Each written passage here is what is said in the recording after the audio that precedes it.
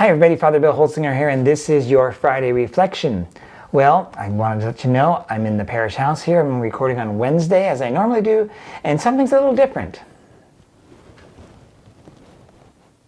If it's my haircut, you're right, that's what it is. And also I have a beard, that's right. I'm growing the beard back, so if that's what you guessed, good for you.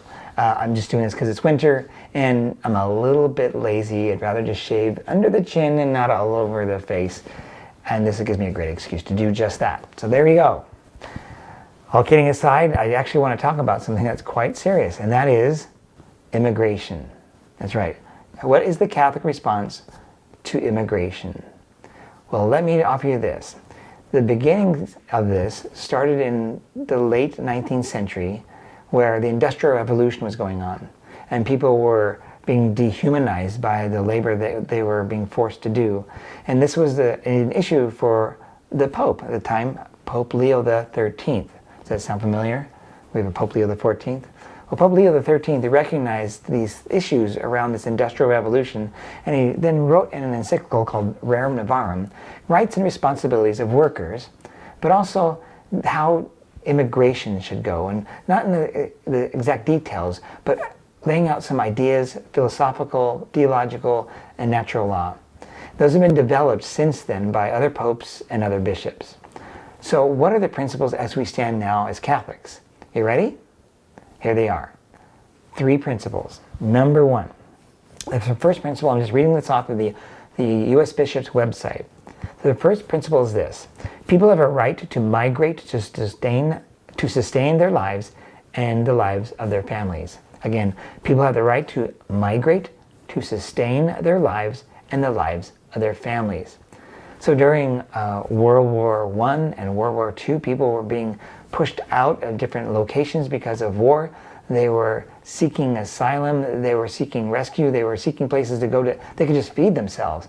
Their land was being bombed, people were being injured, killed, and of course then families needed to move to get out of harm's way. Those are the kinds of things when we speak about people have rights to be able to migrate to different locations. This is different than like me going camping. So just to make it kind of ridiculous, I go to like Prineville because I want to get away from my home or get away from the regular area and kind of get a different look at things. You might go on a retreat. These ideas are to kind of get a fresh start, but not because there's any oppression, not because there's a lack of food, water, etc. We're talking about these kind of situations where there are an example of World War II, the Nazi Empire coming in and sweeping through a country and just laying it waste, and people just running for their lives. What is it that they're called to do?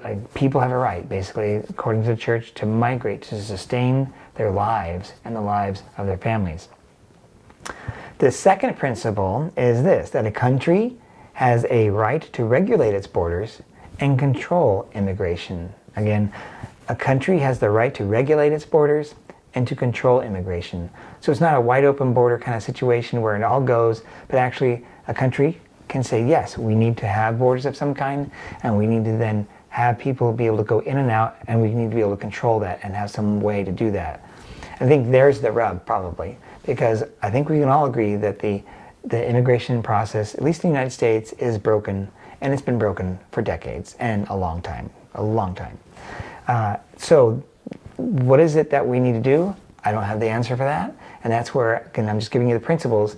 That's where you as a Catholic, or if you're not a Catholic watching this, you as a generic Christian would need to then reflect on these things and say, now, how can we then help our country to formulate policies that are just and that are fair, right? Well, that brings me to the third principle, that a country must regulate its borders with justice and mercy. Again, a country must regulate its borders with justice and mercy. So the process needs to have a certain amount of due process and a period of time that must allow them to be able to get a reasonable request done and understand how to do it. That's part of the justice part. Also, a country needs to be aware that there are situations where mercy needs to be exercised, where somebody is needing to leave and there's a very good reason, and it may not fit all the requirements, but there may be a need to bring mercy to recognize that person is in immediate danger and we need to help them. So those are the principles. Now granted, I'm not telling you what party has what's right and what's wrong. I've given you extremes, and each of the extremes are propagated by the opposite party about the other one. So somewhere in the middle is some of the truth there probably. But even then, as Catholics, we're being called to use these three principles and then get involved in the political movements to find an immigration policy that is not just wide open borders or all just closed borders, but used with justice and mercy, recognizing some people have a right to migrate, and also the country has a right to control its borders. There you go. How's that for a deep dive? And how's that for not getting into the weeds, because that's the part that's the hard part, and I don't have the expertise to talk about it, and I don't know if many people do. I'm not even sure politicians do, but there we have it. Those are three principles as Catholics we sit on, and we need to then be firm about and weigh what we hear about, on the media with these principles, and knowing that as you watch how things go on in media, you feel kind of discomforted and bothered because there's something about it that's okay, but there's something wrong about it. Well, that's probably because you're a Catholic, probably a good Catholic, because it bothers you, because none of these policies that we have are fully down the view of the Catholic Church.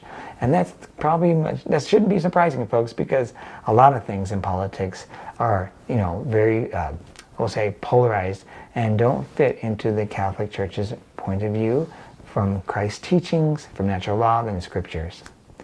This weekend, folks, I'm going to be preaching, so I'd ask you to pray for me.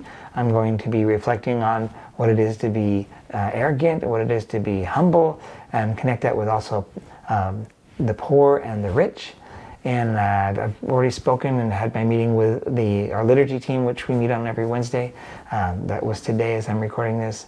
And I have some ideas, so I'm going to then not put pen to paper, but I'm going to put my fingers to the keyboard here shortly so that I can offer you a homily that helps you to kind of ponder on whether you're being humble or where there might be arrogance in your life. And that, by the way, includes me. God bless you all, and I'll see you this weekend. Bye-bye.